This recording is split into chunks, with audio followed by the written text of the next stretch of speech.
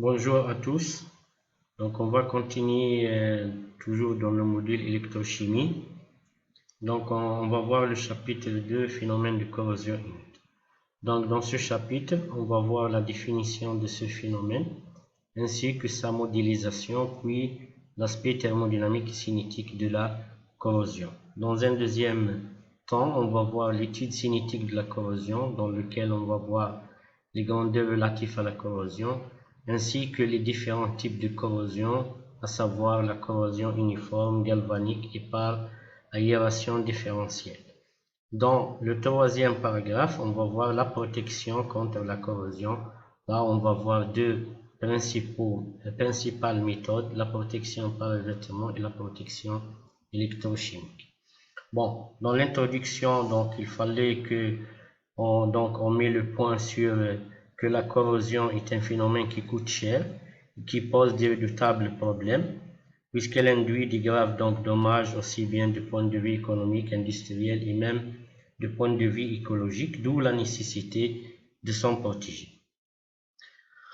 Donc, pour la définition, donc la corrosion, c'est tout simplement l'oxydation d'un métal par son environnement.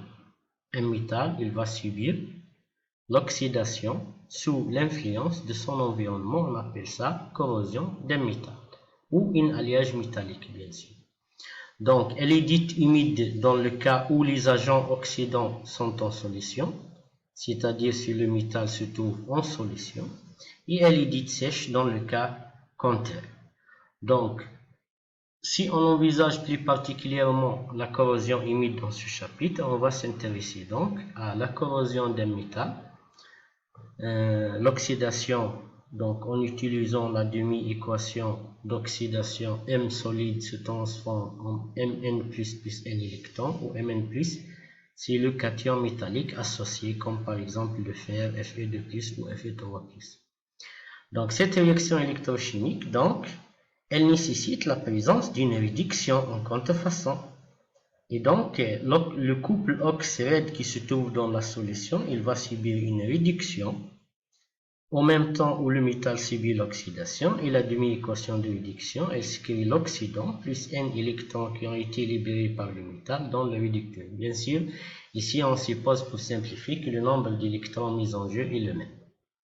Donc, le bilan global est une réaction d'oxydoréduction où le métal réagit avec l'oxydant pour donner l'ion métallique, le cation métallique et le réducteur.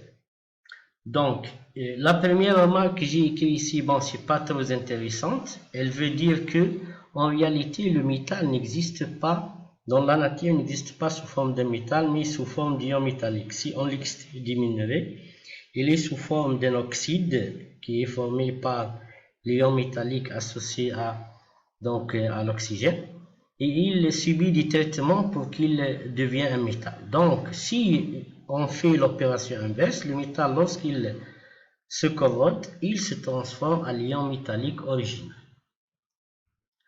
Bon, voici un exemple de phénomène de corrosion sèche, où le métal subit la corrosion par l'oxygène de l'air, ou aussi le dichlore. Voici une deuxième exemple de corrosion humide où si on met le métal dans l'eau, donc il va se transformer en rouille qui est de couleur marron, et ça c'est une corrosion humide qu'on va en s'intéresser particulièrement. On vous dit que la réaction bilan de la corrosion est une réaction d'oxydation du métal par l'eau. Cependant, cette réaction ne se fait pas directement, il y a sur la surface du métal aussi bien l'oxydation de ce métal, mais aussi la réduction de l'oxydant.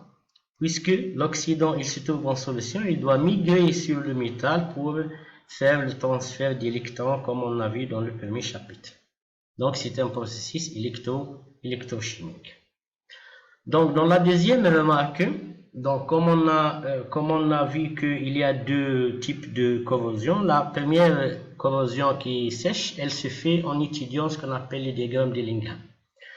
Mais à température ambiante qu'on utilise, dans l'air, il y a aussi des traces d'humidité.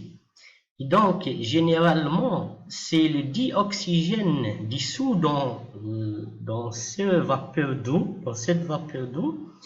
qui oxyde Au premier, le métal même par voie sèche. Donc, ceci va nous ramener toujours à l'étude de la corrosion humide. Bon, on va commencer par la modélisation de ce phénomène par une micropile. Ça, c'est la partie la plus importante ici. Donc, nous avons dit que l'oxydation d'un métal s'accompagne par donc, la réduction d'un oxydant. Ces deux processus se font tous les deux sur le métal. Donc, les électrons mis en jeu, ils doivent passer de la zone d'oxydation, les zones qu'on va les appeler les zones anodiques, vers les zones de réduction où ils sont captés par l'oxydant. À l'encontre, il y a le déplacement d'ions, le courant ionique, entre les zones anodiques et les zones cathodiques. Donc, il y a deux types de conduction, la conduction électronique dans le métal et la conduction ionique dans la solution ou dans l'électrolyte. Bien sûr, comme il y a une conduction ionique, si la solution contient des ions inertes, comme l'anaplis le ciellement, ça va augmenter la conduction ionique et le processus de corrosion va être accéléré. Donc, cette situation qu'on étudie est semblable à celle d'une pile que vous avez vue l'année dernière, là où il y a l'oxydation sur une électrode et la réduction sur une autre électrode. Et donc, dans ce cas-là, on peut modéliser, si on rappelle le cas des piles, on peut modéliser le phénomène de corrosion par une pile. Donc, dans l'électrode 2, par exemple, ici, il s'effectue l'oxydation, ici, il s'effectue la réduction. Sauf que la différence, c'est qu'il n'y a pas ce point de jonction, mais on utilise un seul électrolyte, une seule solution électrolytique dans laquelle se trouve l'oxyde vert, et un seul métal, c'est-à-dire l'anode et la cathode ici, ils sont reliés par un fil qui forme un seul conducteur qui est notre métal qui va s'oxyder, qui va jouer aussi le rôle de l'électron. Donc, par analogie, on appelle micropile le dispositif responsable de la corrosion dans le cas semblable. Donc, la corrosion fait intervenir donc des micropiles dites électrochimiques, car contrairement à une réaction chimique d'oxydoréduction, bien sûr, donc l'échange d'électrons se fait sur le métal. Donc, la région correspondant au pôle positif, c'est-à-dire sur lequel s'effectue une réduction du métal, ça s'appelle la zone cathodique, et l'autre zone, ça s'appelle la zone anodique. Donc, la modélisation, elle se fait de cette manière-là. Tout le long du métal, il y a des zones anodiques où s'effectue l'oxydation, des zones cathodiques où s'effectue la réduction. Les électrons libérés par oxydation vont migrer dans le métal vers la zone cathodique. Les ions vont migrer vers les zones cathodiques pour capter ces électrons-là, pour subir la réduction.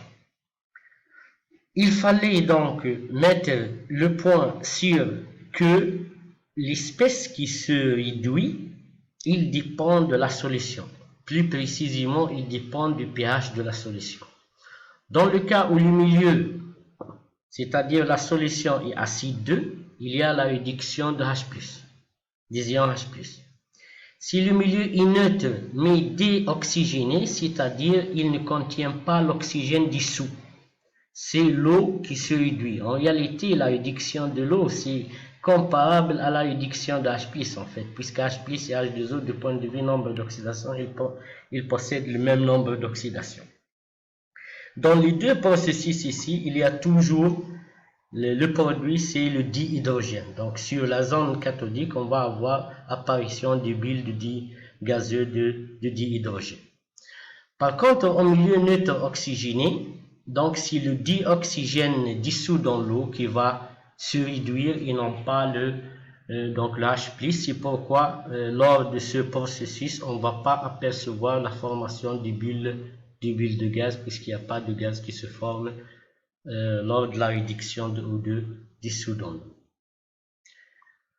Donc, si on prend le cas de l'oxydation du fer par l'oxygène dissous dans l'eau, dans un milieu neutre oxygéné, donc par exemple ici un clou de fer, donc il y a des zones anodiques où le fer libère 2 électrons et s'oxyde en Fe2+.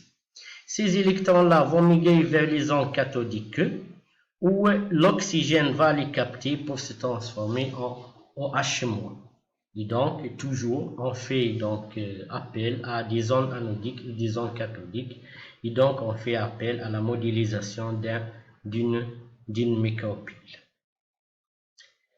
Donc, on forme ce qu'on appelle une pile de corrosion. Donc, la corrosion des métals est modélisée par une pile où il y a l'anode, la cathode, où il y a le transfert d'électrons, où il y a la migration des ions vers les zones cathodiques, ainsi de suite. Tout ça forme ce qu'on appelle une pile de corrosion. Si on va discuter l'aspect thermodynamique de la corrosion.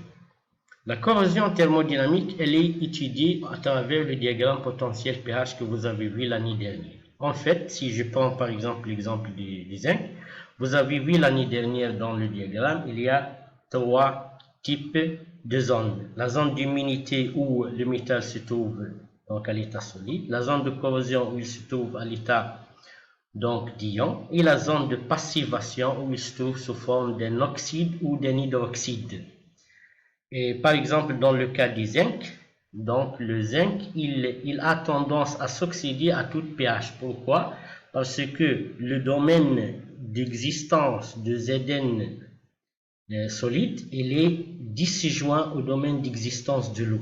Et donc chaque fois où les deux domaines sont disjoints, donc le métal va subir préalablement une corrosion et donc va se transformer en ion métallique. Même chose si je prends l'exemple du fer, donc comme le domaine d'existence du fer et de l'eau sont donc disjoints, il y a donc toujours, à quel que soit le pH, une oxydation du fer. Cette oxydation, bien sûr, elle serait plus claire lorsque je diminue le pH dans un milieu acideux, mais à tout pH, donc le fer est susceptible d'être corrodé. Maintenant, les notions définies sur le fer, pour le fer et le zinc sont en général à tout autre niveau.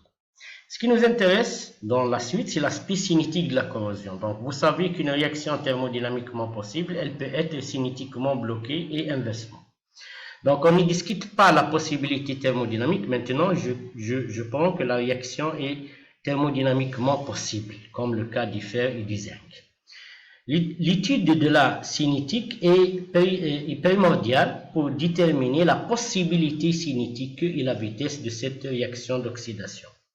Donc, ceci se fait à travers les courbes d'intensité potentielle qu'on rappelle qu'ils sont d'origine expérimentale. Donc, dans l'exemple du fer, par exemple, si je le mets dans une solution et qu'il joue le rôle d'une cathode, c'est-à-dire si le courant est nul, si le courant qui apparaît dans ce système électrochimique est nul, donc on est pour le potentiel d'oxydoréduction. S'il est négatif, il s'effectue sur le fer une réduction. Et donc le fer va être protégé puisqu'il y a uniquement la réduction d'un oxydant et le fer va être protégé. Alors que si je dépasse le E oxyde du fer, donc je suis dans la zone où le fer subit l'oxydation et il est corrodé. Donc la première zone, ça s'appelle la zone ou bien le domaine d'immunité où le fer est protégé. Et le deuxième domaine, ça s'appelle le domaine de corrosion où le fer serait corrodé lorsqu'on dépasse E2 oxyde. Donc, la courbe d'intensité potentielle du fer dans un milieu acide dilué, acide sulfurique dilué, c'est-à-dire à pH faible, il a l'allure suivante. On va discuter très rapidement cette allure.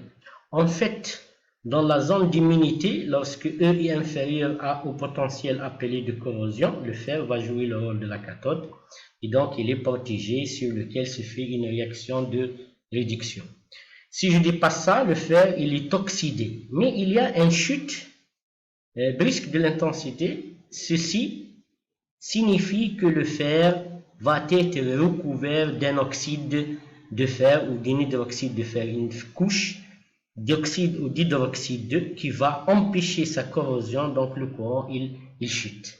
Après avoir augmenté le potentiel encore, le courant reste nul, puis il réapparaît une deuxième fois, il augmente une deuxième fois, parce que sur le fer, ou plus précisément sur l'hydroxyde, s'effectue la réaction d'oxydation, cette fois-ci de l'eau.